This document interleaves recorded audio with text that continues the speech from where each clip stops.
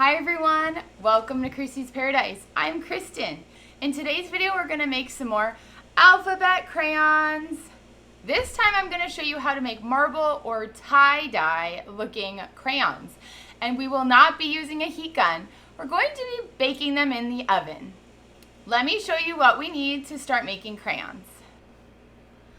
Obviously we need crayons. You are going to need your mold. If you want it to be alphabet, you need an alphabet mold, but you can use any shape molds. Silicone molds are the best because they come out very easily. I didn't feel like going to get a razor, so I have a knife in case we need to take off the paper. I have a cutting board just in case I need to cut little smaller pieces to fit in the mold. And I have a dirty old crafting pan that I lined with some parchment paper for the oven. I may have forgotten to tell you in the last crayon video that you can also just buy crayons off of Amazon without the paper wrapper to make this a lot more easier. But if all you have lying around are already the crayons with the paper labels, it's no problem. You can either soak them in hot water or you can use a knife or a razor to cut off the paper. If you really had to, you can even just pick them off with your fingernail. I just prefer not doing that because then I get pieces of wax and crayon under my nails and it's not so fun.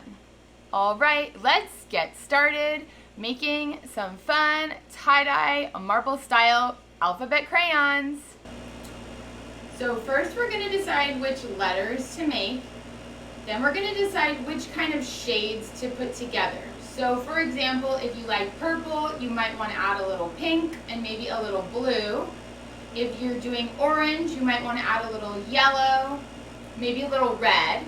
If you're doing a green, you can add some yellow. You want to find different shades, like different shades of yellow, different shades of green, and this is going to look really cool and give it that cool tie-dye effect. So let's start peeling and cutting our crayons.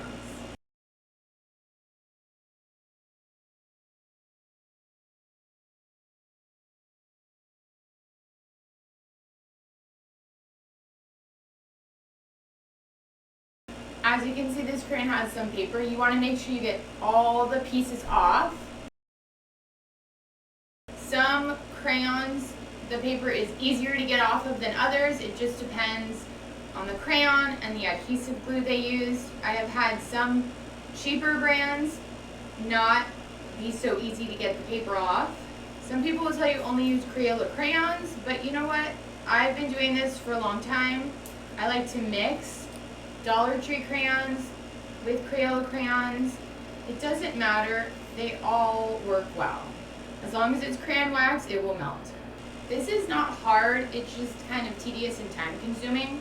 I'm gonna start, I just break them with my hands into, it can be this little, you can make them smaller, you can cut them. We're just gonna start sticking them in all randomly. Try not to put the same colors together if you can help it. So that's pretty packed in there. I might add a little more on top. So I like them to be high and overstuffed because they are going to settle down when you bake them. Okay, let's do another one. The same color since we have. We'll do an O. You can put them, you can lay them, you can stack them, you can put them in different ways so that as they melt, some of them will fall differently and melt differently. And then you have a few extra pieces in case later you need to add more. It also depends on how thick or thin you want your crayons to be. I like them thick because they're harder for the kids to break. I forgot to preheat the oven. So we are going to preheat the oven to 350 degrees. And then we are going to bake the crayons in the oven for 10 minutes at a time. That's why you'll see lines because I'll bake it, let it settle, add more, and bake it again. But I still like how these turn out. The O is definitely going to need some more crayon. And the L is okay, but I will add more. I'm going to add some more pieces right now and stick it back in for 10 more minutes. I am very happy with how the L and the O look. From this angle, hopefully you can see they're pretty full. I added some more green to them, and that was a total of 20 minutes. So now what we do is we just let them harden and cool, and then we will take them out of the molds later together and see what they look like. It has been at least 3, maybe 4 hours since I took the crayons out of the oven. So together we are going to take them out of the mold and see how they turned out. So here's the L and here's the O. I'm going to start with the L. So the same process as last time. You are going to just gently pull the silicone mold away from the crayon to loosen it. And when you feel it is loose, I'm going to use the middle fingers. You're going to push the crayon while you're pulling with these fingers. You're going to kind of pinch and pull apart and then use these to push the crayon up. And here we go. All right, so the L looks really cool on the front. There's some light green, dark green, orange. When you turn it, you can see that some of the yellow settled to the bottom. And there's the back. But it has a very cool look to it. So I really like how it turned out. I think that's fun. And you definitely can get some multiple colors out of this one letter when you decide to start coloring. So the O has the hole in the middle, so I'm going to show you it's the same way. You just want to be a little careful, but you're going to start pulling the sides and loosening it.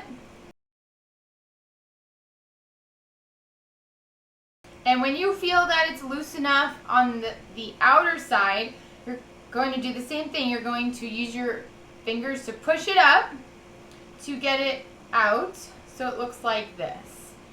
Now the only thing attached is the inside of the O.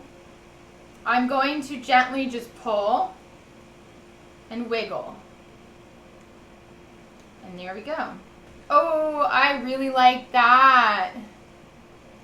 It has some orange there, yellow. That's really cute on the front. The sides definitely have little tie-dye look going, but there is a lot of yellow, but it's not all yellow. There's some green in here. The bottom is like very light green, yellow. Oh, I love it. This is super cute also.